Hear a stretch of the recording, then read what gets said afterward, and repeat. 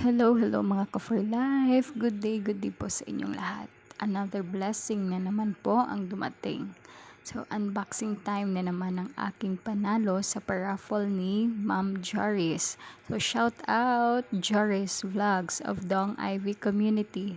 Syempre po, libre lang po ito mga ka-for life at wala akong binayaran kahit ni piso, wala po akong pinalabas dito.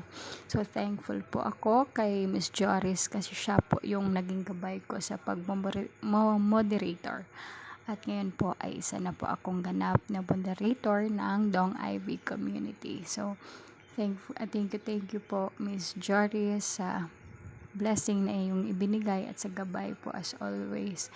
So, more powers and God bless po sa patuloy na pagla-live po ninyo at pag-lead ng Dong Ivy Community. So, thank you po. God bless po Miss Joris.